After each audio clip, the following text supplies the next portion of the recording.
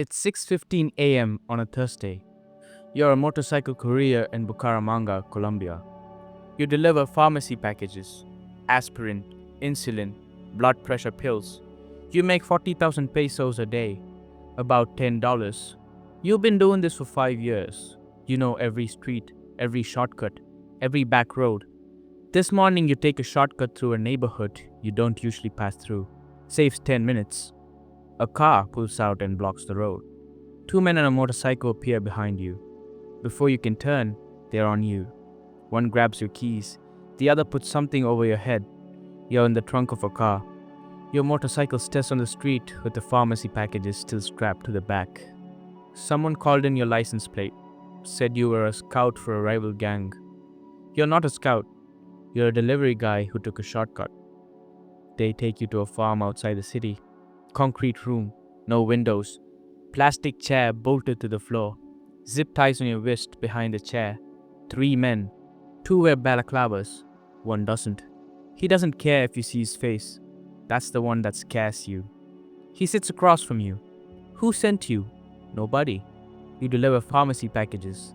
Why were you in that neighborhood? Shortcut. He hits you. Open hand across the ear. Your head rings for hours. Who do you work for? Pharma Express. It's a pharmacy. They check your bag. Aspirin, insulin, blood pressure meds. They don't care. You were on the wrong street at the wrong hour on the wrong bike. That's enough. For 3 days, they rotate the same questions. Names you've never heard. Locations you've never been. Shipments you know nothing about. They use water. Hold your head in a plastic tub until your lungs burn. They use electricity, car battery with cables they touch to your wrists, your ribs, places that make your entire body lock up. They use patience, hours of nothing, then sudden violence. You have nothing to give them. You try interventing answers once. A name from the news, a street that sounds right. They check. The answers don't match. That's worse than saying nothing. You go back to the truth. The truth doesn't work either. Your ignorance is the thing that's killing you. Third night, you hear a phone call through the wall. Someone's talking fast. They found the real scout. Different guy, different motorcycle, different neighborhood. You hear someone say, "So what do we do with this one?" Silence. A long silence. Your life is being decided by 2 men on the other side of a concrete wall, the same way you decide whether to take the highway or the back road. The man without the balaclava comes in, sits down, doesn't apologize. He explains, "You fell off your motorcycle. That's why you're bruised. You hit a post. You don't know this farm. You've never been here. You never saw anyone." Then he starts listing. Your mother lives on Carrera 27. Your sister works at the bakery on Calais 45.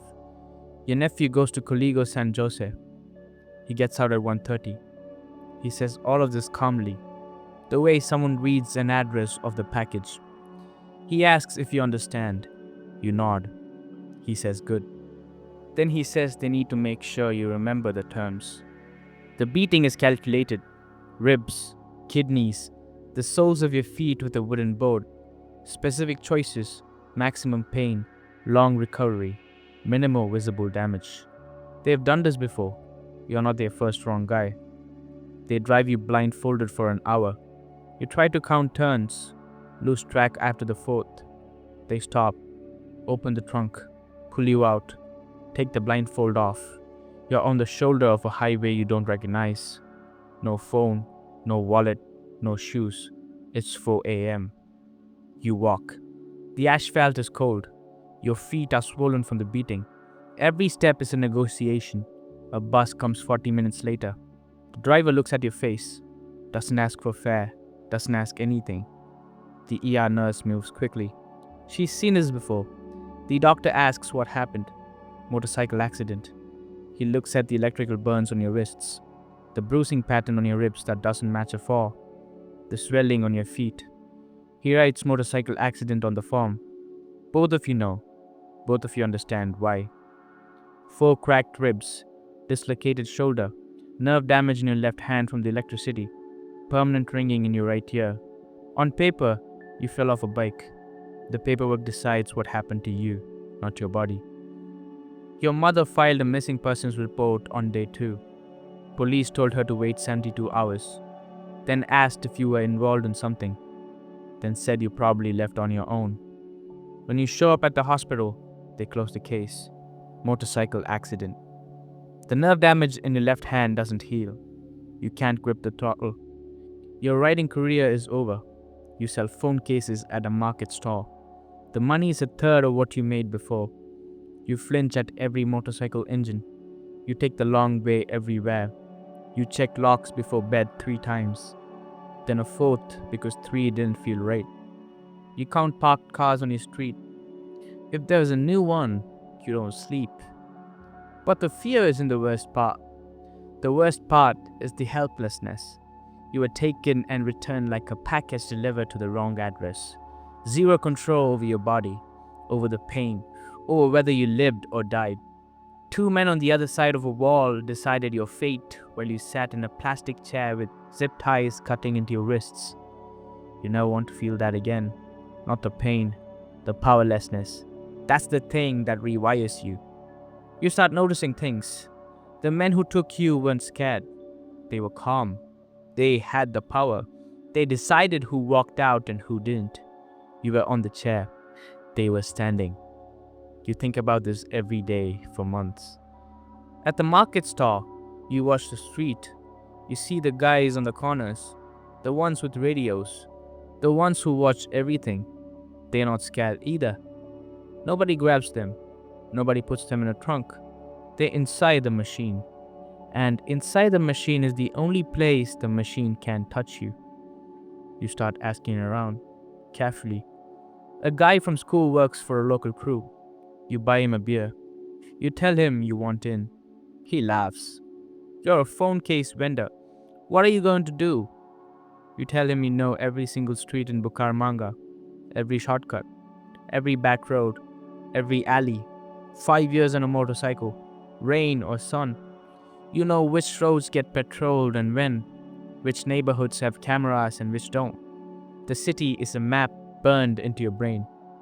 He stops laughing, says he'll ask someone.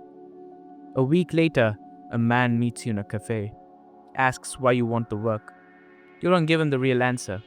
You say money. He gives you a prepaid phone, 1 number saved. When it rings, you answer. First job, pick up a bag from a house in the south. Deliver it to an apartment in the north. You do it on a bicycle because your hand still can't grip a throttle. The bag is heavy. You don't open it. You deliver it in 35 minutes. The man calls that night. Says you were fast. For 3 months, you're a courier again. Same streets, same shortcuts, different cargo. The pay is 400,000 pesos a week. 10 times the pharmacy. You buy your mother a new refrigerator. Tell her the business at the market is good. She doesn't ask questions. You're reliable, fast. You never panic. Most new guys are jumpy, scared of every police cars. You're not. You've already lived through the worst thing that can happen. Everything after that is just logistics. They give you more runs, bigger packages, tighter windows. You start mapping patrol patterns. Not because anyone asked, because your brain does it automatically. You write them down, hand the notes to your handler. He looks at the maps, looks at you, passes them up the chain. Your paranoia became a professional skill. By the end of the year, you're not delivering, you're managing. 8 guys on motorcycles running your routes. Your routes. You tell them which street to take, what times to avoid, where the checkpoints rotate. Every Tuesday and Friday, the patrol rotates at 6 p.m. There's a 12-minute gap between shifts on the South Corridor. That's when you guys move the heavy packages. Nobody taught you this. You just watch. The same hypervigilance that kept you awake counting cars now makes you the best route manager in the organization. You move your mother to a better apartment. You tell her you got promoted at the logistic company. She's not wrong. Then they bring you to a farm. Different farm, better maintained. There's a man in a concrete room, plastic chair, zip ties, balaclava on the interrogator. Your handler says this one was spotted on their territory. Could be a rival scout, could be nobody. They want your read. You walk in. The man in the chair is maybe 22, skinny, cheap clothes, shaking. He says he's a delivery driver. He took a shortcut. He doesn't know anyone. His voice cracks when he talks. You look at his hands, calloused from gripping handlebars. You look at his shoes, cheap work shoes with pharmacy dust on the soles. You know this man, not his face, his situation. You've been in the chair. You know what the zip ties feel like. You know the exact pitch of voice when someone is telling the truth and nobody believes them. You walk out. Tell your handler he's clean. Wrong guy. Let him go. They drive the kid to a highway and drop him off. No shoes, no phone. You don't know if he got home. You don't ask. One night, you're driving home. You pass through the neighborhood where they grabbed you. Same street, same turn. A kid on a motorcycle takes the shortcut, riding fast, pharmacy bag strapped to the back.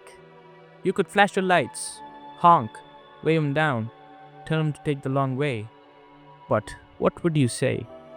You took a shortcut once. It cost you everything you were.